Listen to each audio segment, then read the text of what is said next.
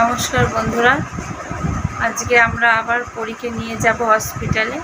আজকে পরীর second chemo আছে, সেকেন্ড কেমোর প্রথম দিন।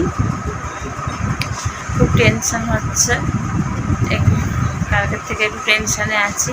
সেকেন্ড কেমোটা পরী কেমন যাবে, আপনারা সকলে আশীর্বাদ করুন। সকলের আশীর্বাদ যেন পরীর মাথায় থাকে, আর পরী যেন সেকেন্ড কেমোটা ভালোভাবে নিতে পারে।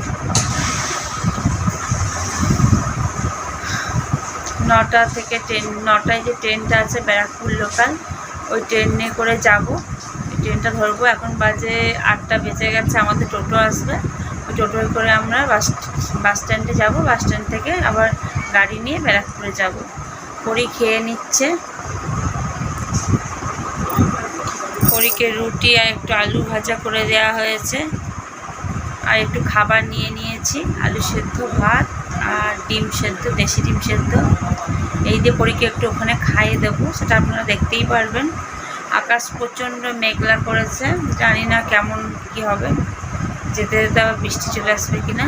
সাথে থাকবেন, দেখবেন আজকে আমরা কি করছি, পরী কতটা কীভাবে কেমো নিচ্ছে, কতটা সময় লাগছে পরীর কেমো নিতে।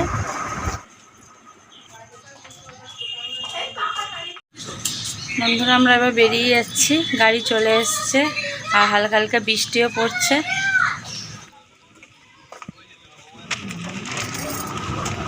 পরী বাড়ির লোককে হাসি মুখে টাকা দিয়ে বেরিয়ে পড়লো।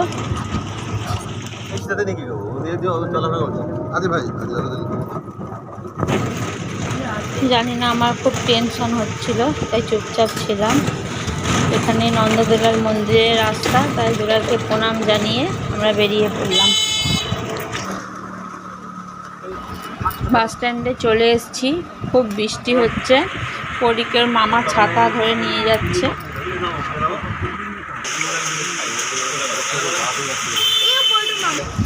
বৃষ্টির জন্য অটো আসতে দেরি করছিল, তাই আমরা বাসে উঠে পড়েছি। পরীর খুব অসুবিধা হচ্ছিল বাসে বসতে, তবু কিছু করার ছিল না, ট্রেনটা আমাদের না হলে মিস হয়ে যাবে।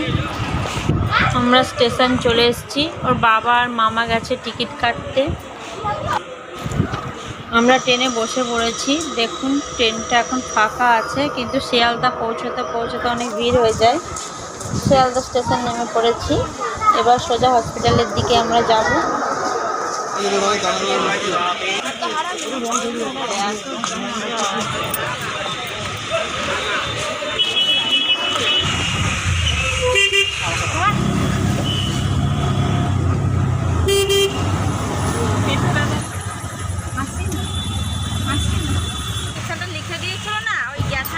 পরীর পেটটা একটু ব্যথা করছিল, তাই আমি হাত বুলিয়ে দিচ্ছিলাম। এবার হসপিটালের কাছে আমরা চলে এসেছি। এটা হচ্ছে 2 নম্বর গেট। আমাদের 1 নম্বর গেটে নামলে বেশি সুবিধা হবে, তাই আমরা 1 নম্বর গেটে নামলাম।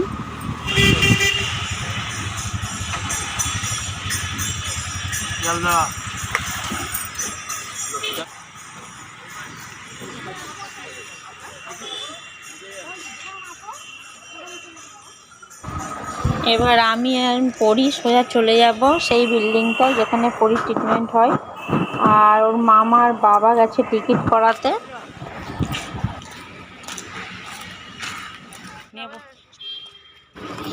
আস্তে আস্তে বিল্ডিংটার ভেতরে প্রবেশ করছি। প্রথমে আমাদের ওখানে বসতে হবে, 11টার পরে ওপরে যেতে দেবে।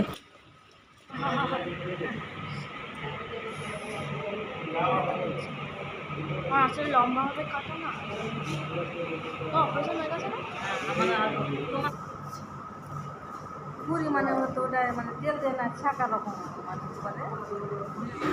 11টার পরে আমরা ওপরে চলে এসেছি, সেকেন্ড ফ্লোরে। সবাই বসে আছে দেখছেন, এই যে আমার পরীও বসে আছে। এই ছোটো বাচ্চাগুলোকে যে দেখছেন না, সবারই ক্যান্সার।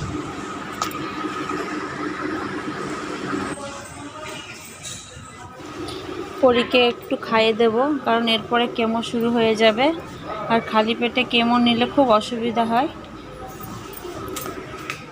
এরপর একটু বেদানা রস করে নিচ্ছি, বেদানার রসটা পরীকে খাইয়ে দেবো।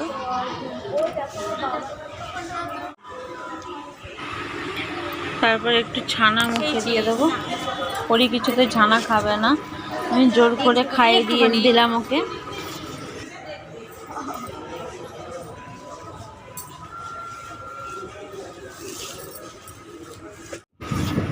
এবার চলে এসেছি সেই রুমে যেখানে পরীকে কেমো দেওয়া হবে। পরীকে এখানে সবাই ভালোবাসে, সিস্টারগুলো পর্যন্ত পরীকে খুব ভালোবাসে।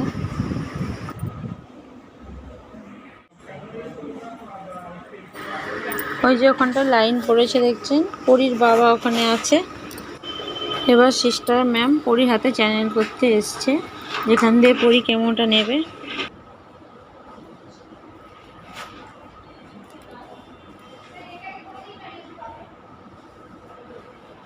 না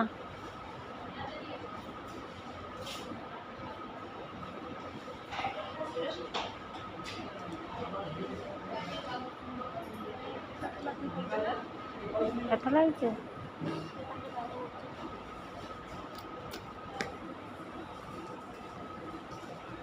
কি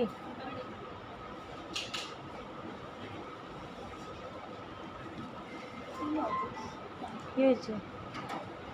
দুটো হলো না? দুটো হলো? পরীর হাতে সিরাপ পাওয়া যাচ্ছিল না, তিনবার ক্যান্সেল হয়ে যায়, 4বারের বার চ্যানেলটা হাতে হয়।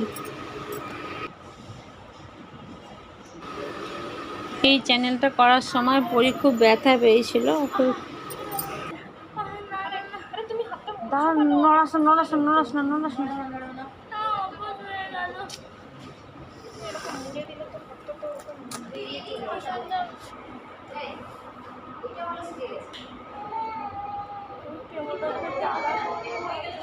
এটা তো বেশি লাগেনি তো। না, জ্বালা করবে একটুখানি ফার্স্টে বলে, তারপরে ঠিক হয়ে যায়। পরি বারে বারে জিজ্ঞেস করছিল কেমো দেওয়ার সময় হাত জ্বালা করবে না তো। কেমোটা ফার্স্ট শুরু হওয়ার সময় হাতে খুব জ্বালা করে।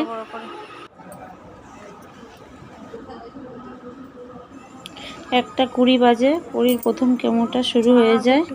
পরীকে 3টে সেলাইনের বোতল দেওয়া হয়েছে, একটা কেমো আর 2টো কি সেটা আমি বলতে পারবো না।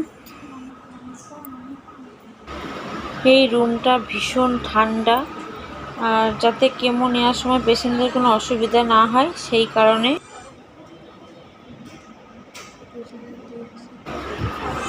এই যে পরীর ডাক্তার এসেছে, পরীর কেমো নেওয়া হয়ে গেছে, আমরা লিফটে করে নামছি। পরীর মোট 3 ঘন্টা লেগেছে কেমোটা টানতে। এবার আমরা বেরিয়ে সোজা ক্যান্টিনে যাব। এই হসপিটালে ক্যান্টিন আছে, এই যে ক্যান্টিনে আমরা ঢুকছি। পরীকে কিছু খাইয়ে নেব আর নিজেও কিছু খেয়ে নেব। হ্যাঁ, পরীর বাবা মামা খেয়ে নিয়েছে, আমি সবজি ভাত খাচ্ছি। আর পরীকে ভাত খাওয়ালে বমি হয়ে যেতে পারে, সেই কারণে পরী একটু চিকেন আর রুটি খাচ্ছে।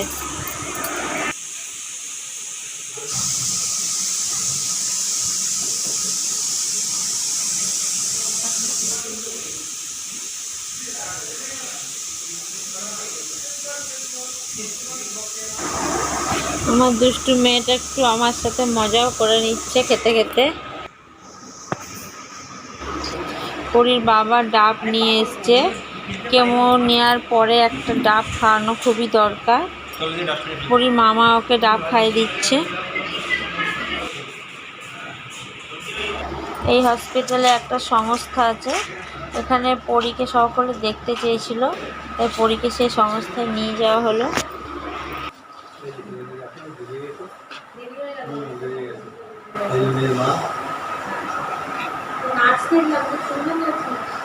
হ্যাঁ, খুব ভালো নাচ।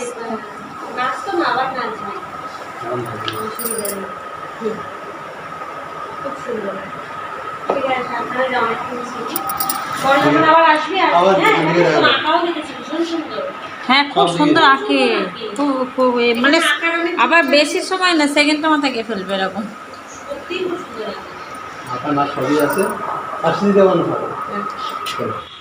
আমরা আর বেশি দেরি না করে সোজা বেরিয়ে পড়লাম অটো ধরবো বলে।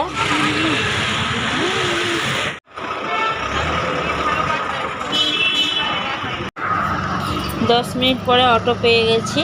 অটোতে চেপে পড়েছি, এবার সোজা যাবো স্টেশনের দিকে।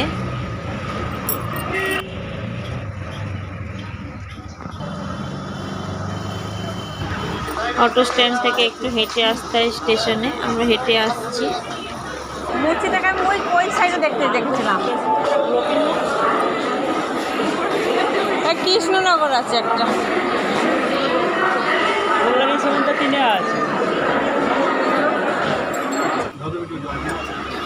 অনেক ভিড় ছিল স্টেশনে, অনেক কষ্ট করে এই সিটগুলো পেয়েছি। পরি বসতে পারলেও পায়ের জুতোটা ছিঁড়ে গেছে ওর। এত ভিড় যে ব্যারাকপুর নেমেও ওভারব্রিজে উঠতে পারছি না, ভিড় প্রচণ্ড ভিড়। অটোতে ওঠার আগে পরির জুতোটা একটু সারিয়ে নিচ্ছি, নাহলে পরি একদমই হাঁটতে পারছিল না।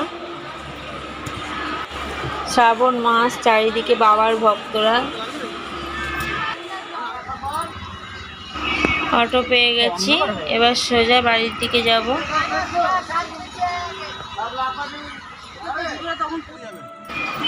দেখুন প্রায় সন্ধে হয়ে গেছে, আমরা টোটোয় করে বাড়ি যাচ্ছি। বাড়ি চলে এসেছি, সবাই ফ্রেশ হয়ে গেছি। পরীকে খেতে দেওয়া হয়েছে, পরী একটু খেয়ে, পরী খুব ঘুম পাচ্ছে, ঘুমোবে বলছে।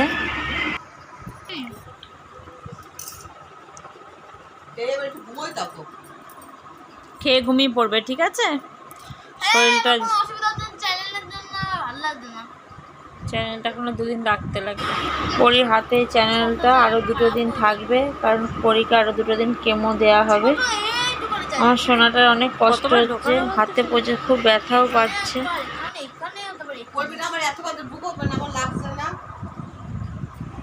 বাড়ি এসে স্নান টান করে পরীকে কিছু খাইয়ে দিয়েছি। ওর বাবা বেরিয়ে গেছে, আমাদের তো একটা জামা কাপড়ের দোকান আছে, ওই দোকানটা খুলতে গেছে ও। আর আমি প্রচণ্ড ক্লান্ত, সারাটা দিন সত্যি কথা বলতে খুব ধকল যায়। আমার থেকে বেশি অসুস্থ আমার মেয়ে হয়ে যায়, যেহেতু ওর শরীরে কেমোটা দেওয়া হচ্ছে।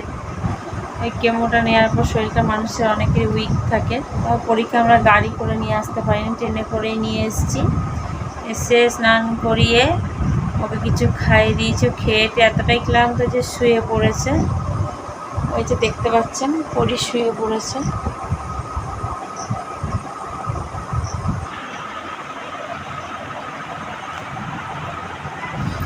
আপনারা পরীকে সকলে আশীর্বাদ করবেন যাতে পরী ভালোভাবে কেমো নিয়ে খুব তাড়াতাড়ি সুস্থ হয়ে যেতে পারে।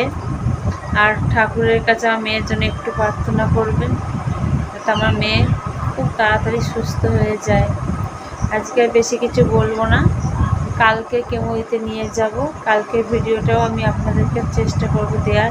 যেখানে পরীকে কেমো দেওয়া হয় ওখানে ভিডিও করতে দেয় না, আছে বলে বকা দিয়েছে। লুকিয়ে লুকিয়ে যেটুকু পারি আপনাদেরকে করে দেখাই। আপনারা সকলে ভালো থাকবেন, সুস্থ থাকবেন, আর আমার মেয়ের জন্য অনেক অনেক প্রার্থনা করবেন। আজকের মতো এখানে শেষ করছি।